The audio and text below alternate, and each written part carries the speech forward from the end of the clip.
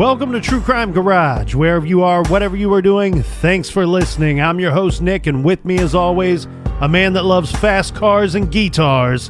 He is the Captain. Out of my way when you see me driving my Pinto. It's good to be seen and it's good to see you. Thanks for listening. Thanks for telling a friend.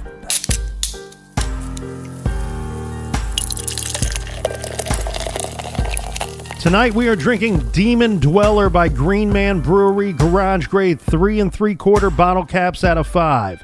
Demon Dweller is an imperial stout that is dark, sweet, and chocolatey. It's cunningly smooth, Captain. It's yum. Don't be afraid of the dark. And this week's beer was brought to us by these smooth criminals. First up, we have Gabe B. in Portland, Oregon, and we have Josie in Denham Springs, Louisiana. Next up, we have Gavin from South Portland, donated to the beer front from Maine. It's close. Close enough. Here's a cheers to Rayan in Arvada, Colorado. And a big "we like your jib" to Jackie in Houston, Texas. And let's give a double cheers to Malls and Alex in Davenport, Iowa. And last but not least, we have Kirsten from South Jersey. So cheers to everybody for filling up the fridge for this week's show.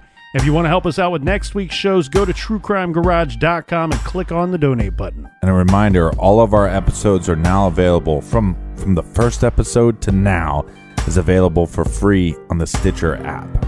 And join in the conversation at our blog at truecrimegarage.com. All right, gather around. Grab a chair, grab a beer. Let's talk some true crime.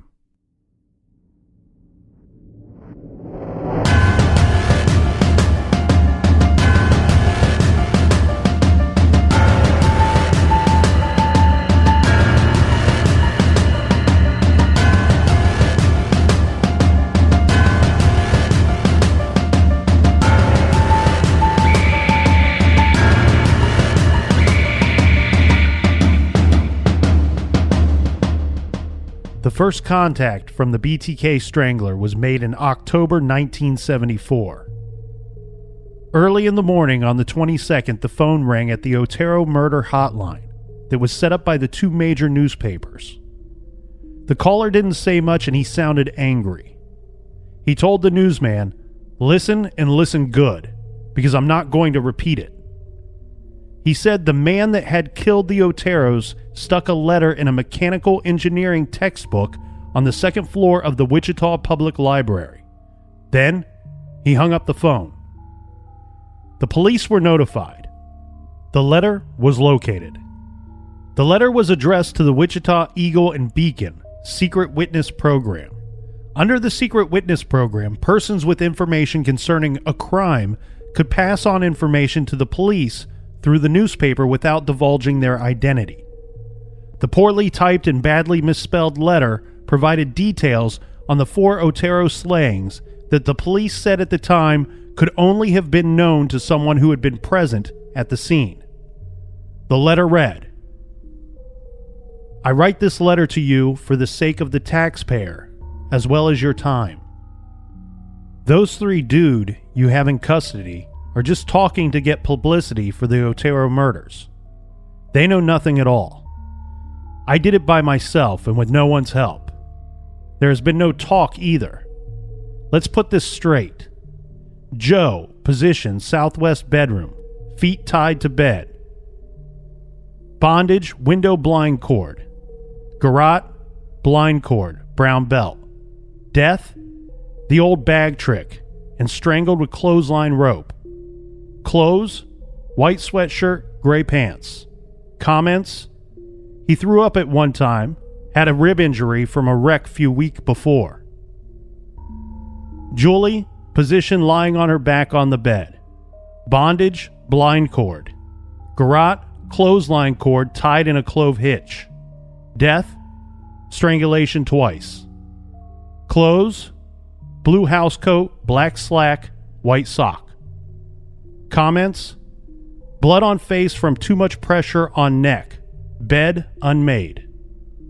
Josephine, position, hanging by the neck in the northwest position of the basement. Dryer or freezer north of her body. Bondage, hand tie with blind cord. Feet and knees all with clothesline cord, all one length. Garrote, rough hemp rope. Noose with 4 or 5 turns. Clothes, dark bra, cut in the middle, sock. Death, strangulation once, hung. Comments: most of her clothes at the bottom of the stairs. Her glasses in the southwest bedroom. Joseph, position in east bedroom, lying on his back. Bondage, blind cord. Garrote, 3 hoods. White t-shirt, white plastic bag, another t-shirt. Clothesline cord with clove hitch. Death, suffocation once. Strangulation, suffocation with the old bag trick. Clothes, brown pants, yellow-brown striped t-shirt. Comments: his radio is blaring. All victims had their hands tied behind their backs. Gags of pillowcase material. Purse contents south of the table. Spilled drink in that area also. Kids making lunches. Otero's watch missing. I needed one, so I took it. Runs good. Car was dirty inside. Out of gas. I'm sorry this happened to society. They are the ones who suffer the most. It's hard to control myself.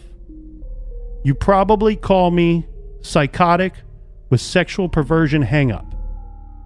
When this monster enter my brain, I will never know, but it here to stay. How does one cure himself? If you ask for help, that you have killed 4 people, they will laugh or hit the panic button and call the cops. I can't stop it, so the monster goes on, and hurt me as well as society. Society can be thankful that there are ways for people like me to relieve myself at time by daydreams of some victims being tortured and being mine. It a big complicated game, my friend, of the monster play, putting victims' number down. Follow them, checking up on them, waiting in the dark, waiting. The pressure is great, and sometime he run the game to his liking. Maybe you can stop him. I can't. He has already chosen his next victim or victims. I don't who they are yet. The next day after I read the paper, I will know, but it's too late. Good luck hunting. Yours truly, guiltily. P.S. Since sex criminals do not change their M.O., or by nature cannot do so, I will not change mine. The code words for me will be: bind them, Torture them. Kill them. BTK. You see, he added again. They will be on the next victim.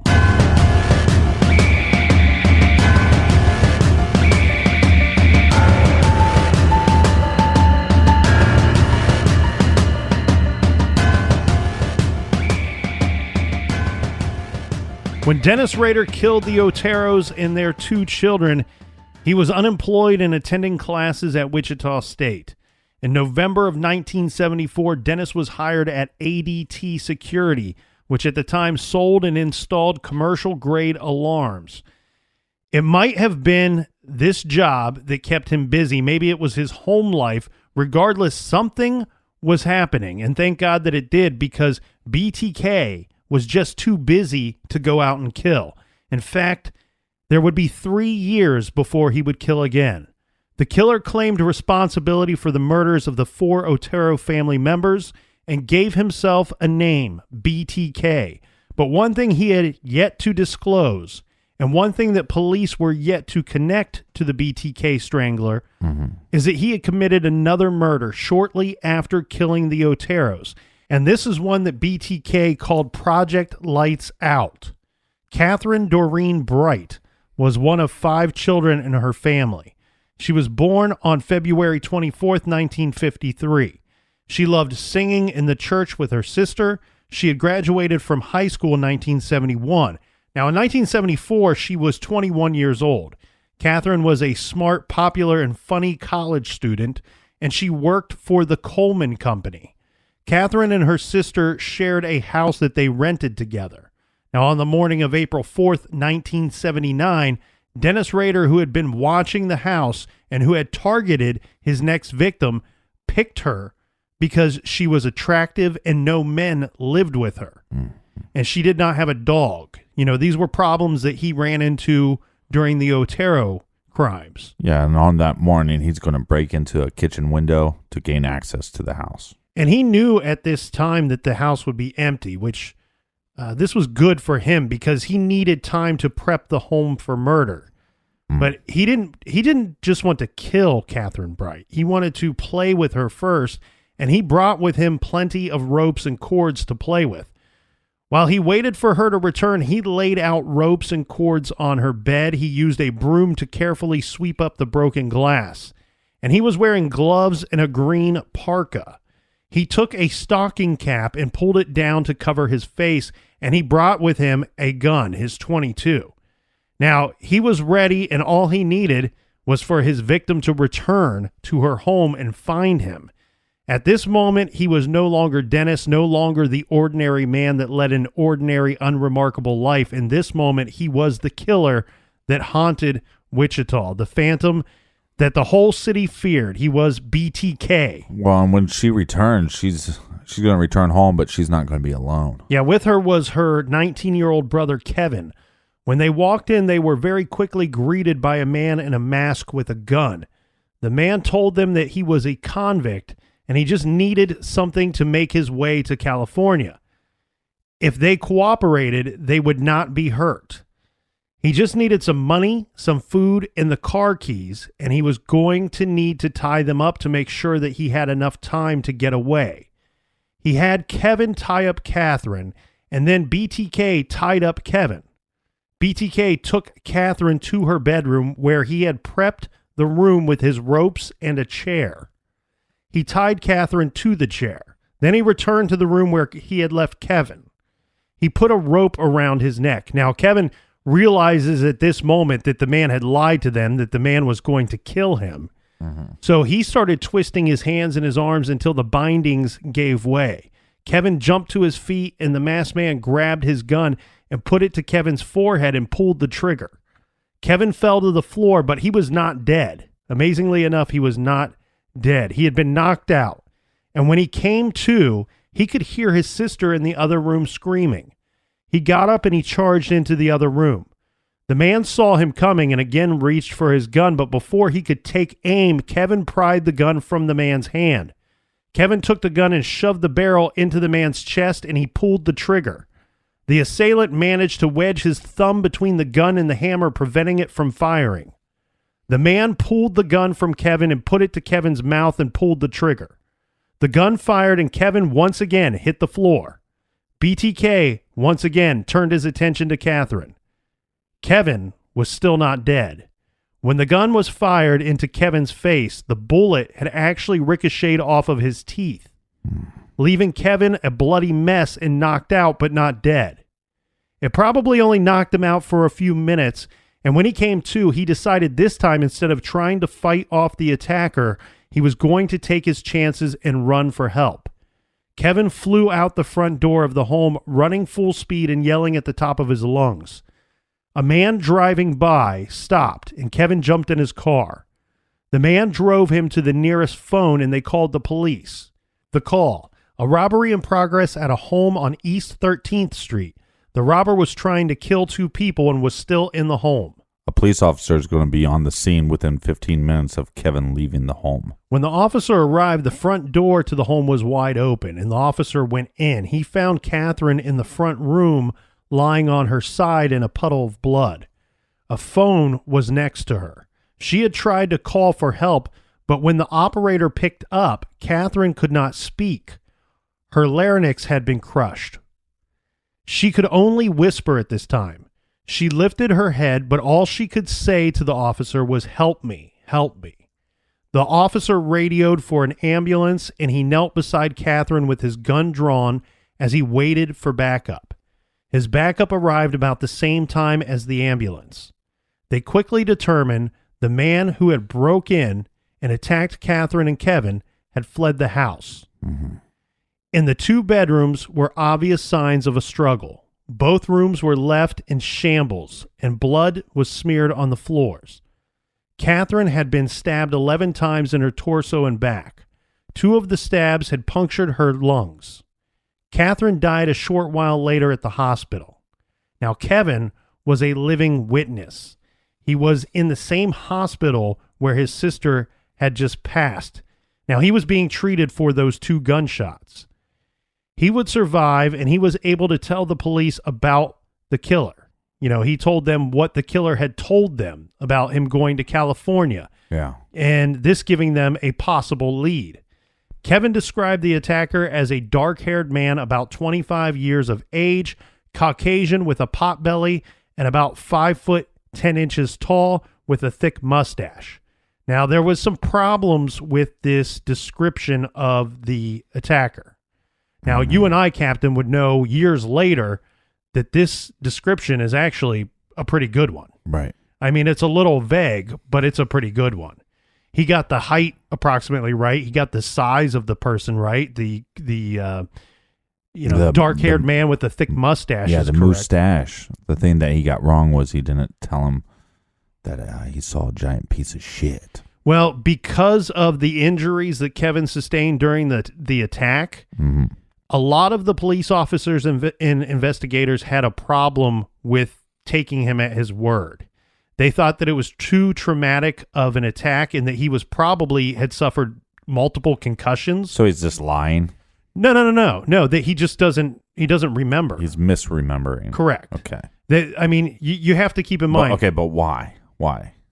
Well, for the reasons I just said. No, but I mean, like, so what do they think he looks like? Oh, they have nothing to go off of. But they're just, for whatever reason, going, yeah, we don't really buy that. Okay, but you have to keep this in mind. Let's say he suffered multiple concussions within a short period of time during this attack. Now, nobody's doubting that he didn't get a good look at this guy. The guy he had to disguise himself a bit by pulling that cap down over his face. Now, on top of that, though, you have to worry that if for some reason this guy is just misremembering and he gives you a bad description of this dude, if you run with this could really screw up your investigation. Yeah. So to err on the side of caution, one might think, well, let's just throw this description out or keep it to ourselves, not releasing it to the public and not putting much weight into what we're... That's the point I was trying to get at. Like, well, if they're not sure, then what's the big deal? Right. But like you said, I mean, if you give this report out, then this could affect the whole investigation. And you don't want officers later going, well, I arrested this guy and I thought maybe he had something to do with that attack, but he didn't look anything like that description, so I let him go. Right. And then you're like, oh, crap, that was our dude. So we have this murder, and the strange thing about this murder is not only does BTK leave a witness, but he also does not, he doesn't ever claim this murder. He never outwardly says, this is one that I did. And because it's botched. Yeah, and I wonder, well, not only that it's botched, but this is the one time where we have a grown adult that might be able to identify him. Right. Therefore, we're going to see where he will claim, by this point, he's already told the authorities and the police, I'm the one that did the Otero murders. But he never reaches out to them and talks to them about this one. And this one occurred just 3 months afterward. Yeah. But again, you have an eyewitness that lived. Mm-hmm. Well, after the Catherine Bright's murder, other than his letter left at the library, the killer went silent both in words and murder.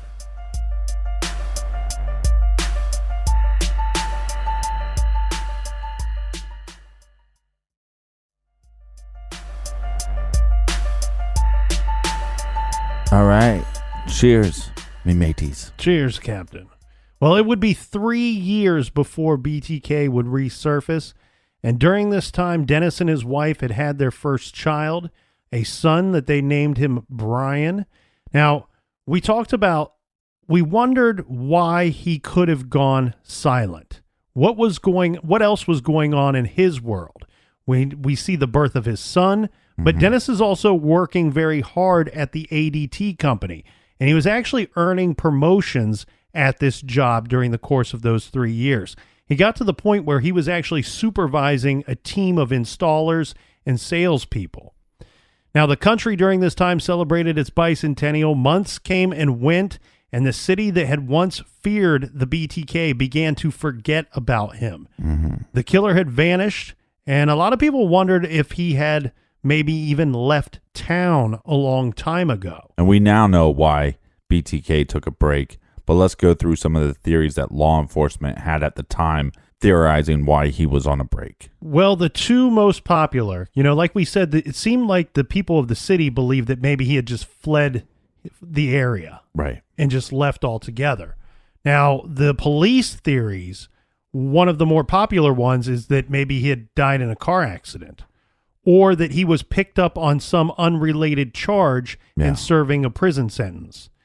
Now, this is one that I like. This was a theory of the FBI, because the Otero murders were it was an infamous case. I mean, the investigation spanned months and years, and some of the investigators traveled extensively in their investigation of the family murders. So they interviewed hundreds of people when it came to the Otero murders. So one FBI agent, he had theorized that maybe that the BTK was actually one of many people that were interviewed in the course of that investigation, and just that experience alone was enough to scare him away, to stop him from moving forward with some of these crimes and some of these thoughts and desires of his. And it's extra strange to me because he's made contact with the public and he's said, hey, I'm here, I'm killing people. And then it just kind of disappears. Yeah, and he also confesses to being these are crimes of a sexual nature, is what he's told us in his own words. And, we talk about a lot on this show, Captain, John Douglas.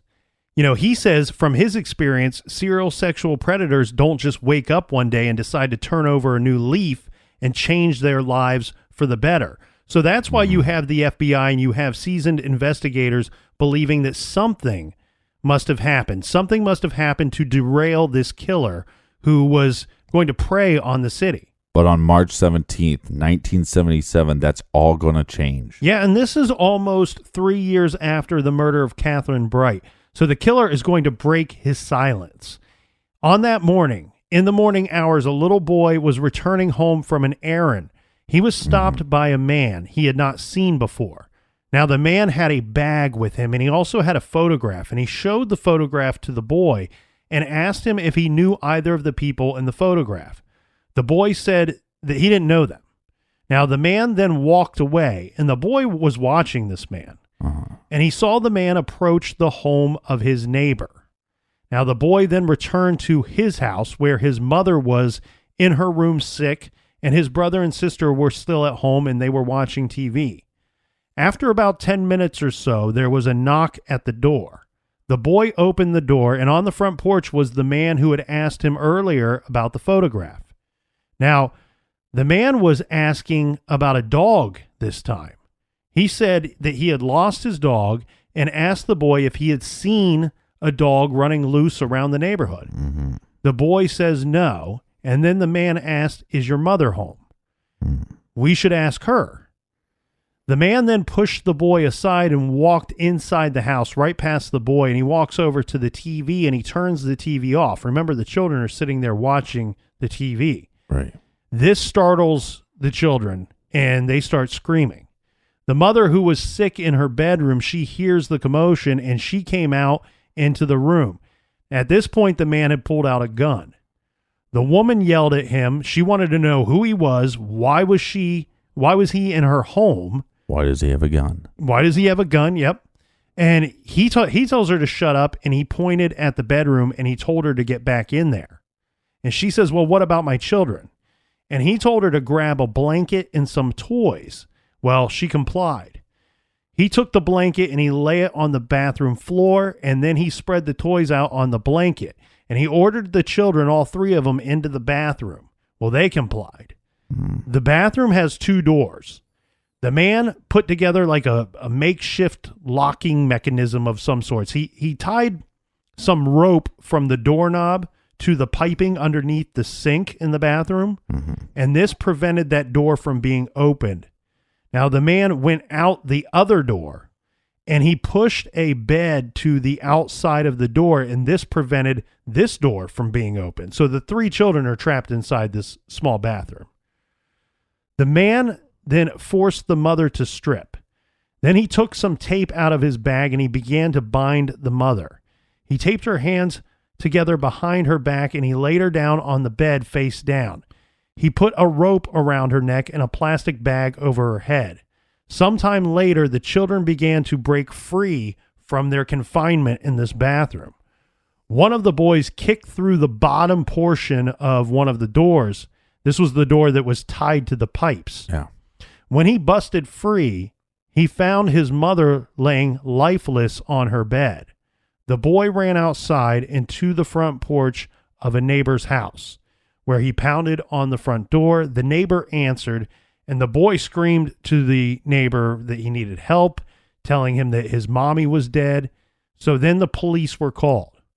Well, paramedics arrived on the scene first, and they actually went in and they cut the bindings around the woman's arms and legs, and it was a smaller bedroom, so they carried her into the living room area, and they tried to revive the woman there.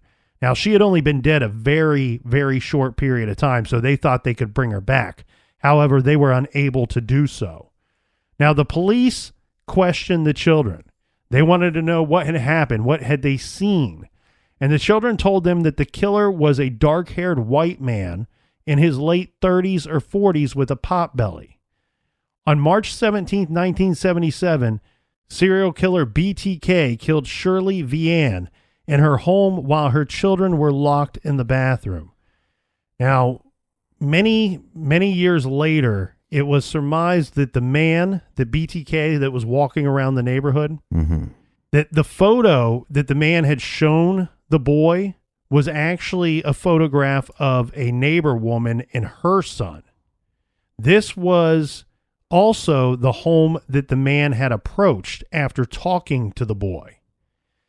The intended target was the young mother, who had regularly returned home from work during her lunch break, but not on this day for whatever reason. Right. And when she was not home, you know, he knocks on the door. No one answers the door. Nobody's home. He's too charged up. He's ready to murder. And the only way that this feeling was going to go away for him was to kill somebody. Right. The factor X. Yes. So that's why when his target was not there, he shifted gears and he went to the home where he saw the little boy go inside. Yeah, because he knew somebody was home there. Yeah, but, you know, can you imagine what that kid's gone through with his life? I mean, one, he's stopped by this killer. He doesn't know he's a killer. Right. To ask a simple question about a dog. He answers. He goes back home. Mm-hmm. And his mom's sick in bed. The kids aren't sick. The mom's sick. But that's why they're not at school. This guy knocks on the door. You answer. He says, well, let me talk to your mom. Mm-hmm. Then he walks right in the house. And look, when you're a kid, if an adult would have walked in the house, you probably just would have froze. Like, yeah. I don't know this person. What are they doing? And they turn it off, turn off the TV, and then your mom comes out, and now you're stuck in the bathroom, and you're trying to get out. You got to get through that rope, and then you have to kick through the door, and then you run to go get help, and then paramedics almost are able to save your mother, and you would have to contemplate for a long time that. Well, not saying that you'd have to, but you would think maybe I could have done something to save her, or maybe I could have got through there faster, you know? Well, and it's depressingly strange how some small events that seem so meaningless in their moment, how they shift the gears of our lives and the others around us. I mean, you talk about had the mother not decided to keep the children home from school that day, yeah. She didn't send them off to school because she was too sick to get them ready for the day and take them to school. these were small children. It's the butterfly effect. Yeah. And so had her little boy not been walking the neighborhood, he would have never been approached by that man, by BTK. Mm-hmm. And maybe BTK would have been forced to go to another street or to call it off completely if he had no alternative victim, let's say. So it's depressingly strange how these tiny little moments shift the gears of everything. The other thought too here, Captain, is the scary thought that there was another targeted victim, that there was somebody else that he was watching, and he was so worked up by this point that he couldn't stop himself. He had to kill somebody. This was the moment for him, and he was going to make that happen even though his target was not available. And then you also wonder how long he was stalking this person. Yeah, and I get the feeling, well, I don't get the feeling. I know for a fact. I just don't know who these other potential victims would have been. Mm-hmm. I'm sure law enforcement knows this, and I'm sure FBI might know this because BTK kept extensive notes, okay? And he called each one of these little things, he called a project. It had a project and a nickname. And usually in the notes, he would refer to it as PJ something. Mm-hmm. So like we talked about Catherine Bright's murder, right? Well, she was Project Lights Out. And the next project that he had, because he fancied himself some kind of, like he was conducting these secret missions. Mm-hmm. He's spying on these people. He's taking notes about their activities and their lifestyle, their comings and goings. And his secret mission is to break into their home and terrorize them and kill them. Yeah. And so the next project that he had, he referred to this as Project Foxy. And this would be Nancy Jo Fox. She was 25 years old. She was a smart, hardworking woman. She had a good sense of humor. She worked days full-time as a secretary for a construction business, and at nights she worked at a jewelry store. So this was a busy, young professional woman. A neighbor described Fox as a loner who seldom entertained friends. On December 9th, a call came in. She's so busy working. Well, working two jobs, yeah. On December 9th, a call came in from a payphone. The caller told the dispatcher, "You will find a homicide at 843 South Pershing. Nancy Fox." Now, "I'm sorry, sir," said the dispatcher. "I can't understand you. Mm-hmm. What is the address?" At that point, another dispatcher who had been monitoring the call interrupted and said, "I believe he said 843 South Pershing." "That is correct," the man said, and then he hung up the phone. At 8:30 a.m., police arrived at the address given by the unknown caller. They discovered a back window to the home had been shattered. The phone line to the house had been cut. The front door was unlocked. They entered the home. In the master bedroom, the police found the half-naked dead body of 25-year-old Nancy Fox. She was lying on the bed. A nylon stocking was used to tie her wrists behind her back. Her panties were pulled down to her knees. A nightgown had been tied around her ankles, and she had been dead for quite some time, probably hours. Now, some portions of her body had turned black by the time she was found. She had been gagged with pantyhose. Blood was dried around her nose and mouth. Pantyhose had been tied around her neck. The killer had dumped Nancy's purse on the coffee table in the living room, and her driver's license was missing. Semen was found on a blue nightgown that was found on the floor near the foot of her bed. The victim had not been raped. They were able to find partial fingerprints and a partial palm print on her body. However, these would not be sufficient enough to find a match. Police theorized the killer had broke into the home through the broken window, perhaps before Nancy had returned home the previous evening. He turned up the heat to make up for the cold air that was coming through the broken window. He threatened her, bound her, killed her, masturbated near her body, then posed the body, possibly taking photos of her. He then dumped out her purse, keeping her driver's license as a souvenir. He rummaged through her dresser drawers, probably taking some of her undergarments with him. He then left the home, and at around 8 a.m. the next morning, he drove to a payphone and called in the homicide. Now, the phone call only lasted 7 seconds. The phone call was recorded and it was played over and over on the local news channels during their broadcast. The police were hoping someone, anyone, would recognize the voice. Someone had to know who this killer was. This audio clip is very distorted, but keep in mind it is from 1977. Dispatcher? Yes, you will find a homicide at 843 South Pershing. Nancy Fox. I'm sorry, sir, I can't understand you. What is the address? 843 South Pershing. That is correct. That is correct. It's like he's trying to be a robot or something. Maybe he was doing some kind of weird cadence, because if you notice, like everything he is saying is kind of like this. Mm-hmm. So maybe he was doing that on purpose. But I don't think this clip generated any leads. Right, and the audio quality may be so bad that it sounds distorted anyway. But like you said, this was played on the news, and it didn't really generate any leads of any value. Mm-hmm. If they did get any calls regarding this, these could be crackpot calls of people calling in saying, this sounds like my evil stepfather, things like that, of that nature. But it was on the last day of January 1978 that the killer sent a Valentine to the local newspaper.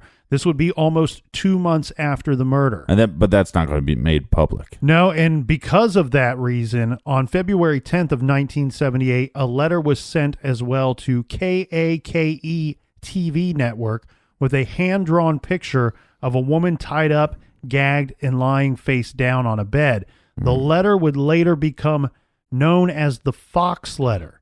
Right, so we have the Fox phone call, and now we have the Fox letter. But these are, his writing is as bad as my speaking. Well, it could be, or it could be done on purpose. Right. So there's some thought that if you break up your words and if you break up your sentences, that they are able to tell, the experts are able to tell less about you. There are some people that are of the belief that by using certain words and choosing certain words in the way that you arrange them in sentences, that they might be able to judge and tell things about your personality.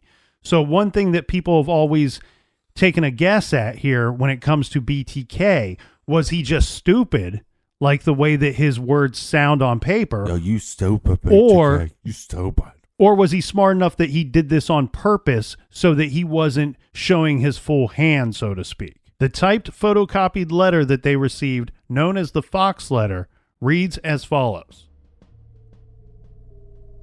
I find the newspaper not writing about the poem on Vane unamusing. A little paragraph would have enough. I know it not the media fault. The police chief, he keeps things quiet and doesn't let the public know. They're a psycho running around loose, strangling mostly women. There are 7 in the ground. Who will be next? How many do I have to kill before I get a name in the paper or some national attention? Do the cop think that all those deaths are not related? Golly gee, yes, the MO is different in each, but look, a pattern is developing. The victims are tie up. Most have been women. Phone cut. Bring some bondage, sadist matter tendencies. No struggle. Outside the death spot, no witnesses except the Vane's kids. They were very lucky. A phone call saved them. I was going to tape the boys and put plastic bag over their head like I did Joseph and Shirley. And then hang the girl. God, what a beautiful sexual release that would been. Josephine, when I hung her, that really turned me on. Her plead for mercy, then the rope took hold, she helpless. Staring at me with wide terror-filled eyes. The rope getting tighter, tighter. You don't understand these things because you are not under the influence of Factor X.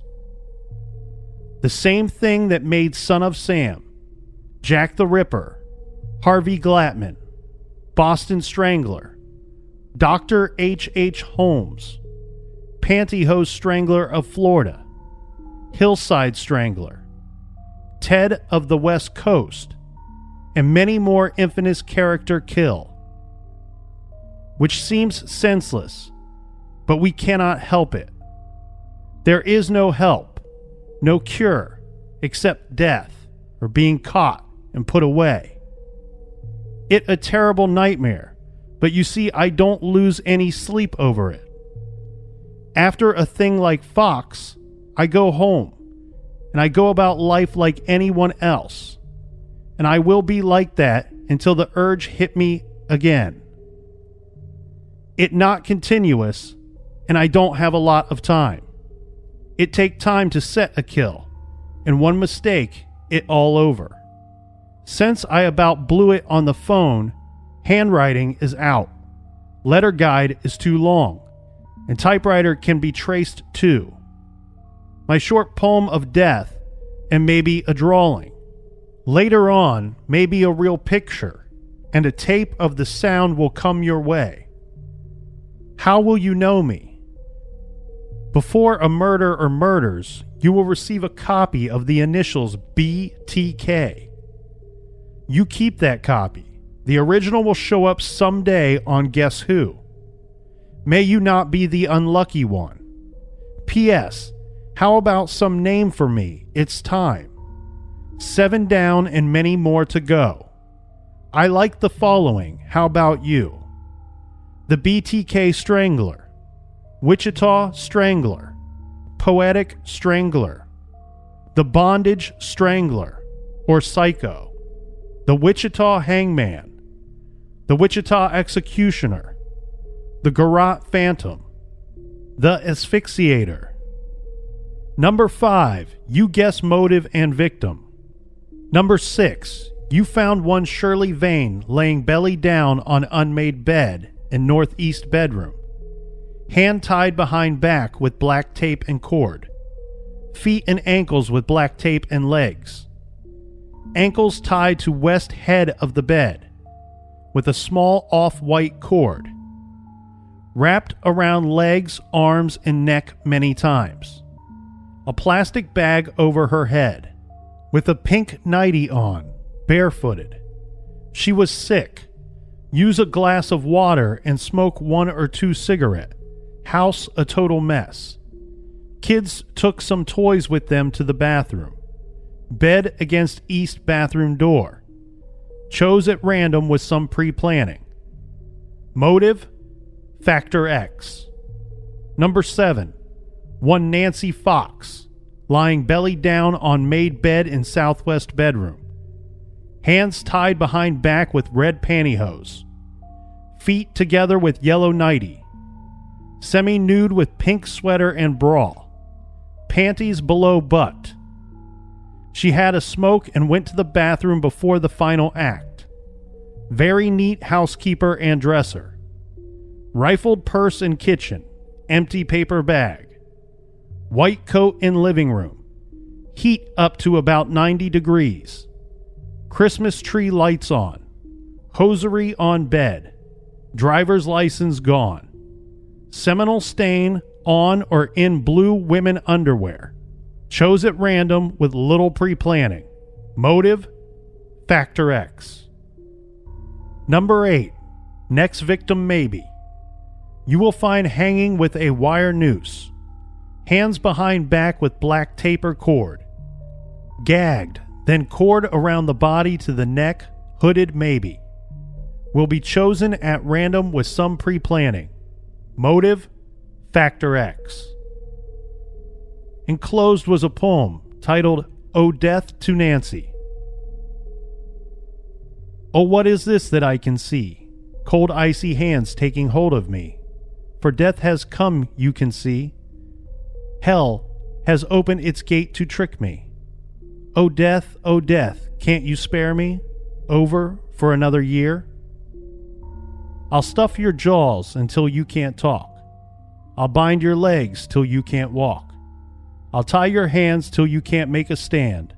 And finally, I close your eyes so you can't see. I'll bring sexual death unto you for me.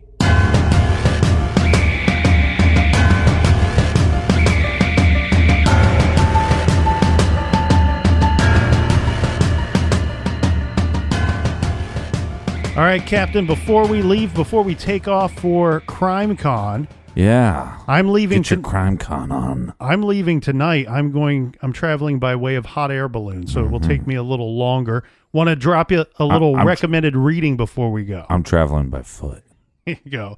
This week we are recommending Love and Death in the Sunshine State, the story of a crime by Cutter Wood. And this story starts off when a stolen car is recovered on the Gulf Coast of Florida, and it sets off a search for a missing woman. Now, there are 3 men that are named as persons of interest, and this is her husband, her boyfriend, and the man who stole the car. This is a mystery that's going to keep you guessing. I highly recommend Love and Death in the Sunshine State, and you don't have to write that title down now because you can go to truecrimegarage.com, click on the recommended page, and you will find that title amongst others there. Also on truecrimegarage.com, you can check out our store page. We have the pre-orders going on right now for the Team Nick tanks, the Team Captain tanks, the Skull logo tanks, the Douche Canoe tanks, and the nice Jib tanks. So it's a tank top sale. And don't forget to check out our sponsors. Support the people that support the garage. All right, see you guys after Crime Con. And until then, be good, be kind, and don't litter.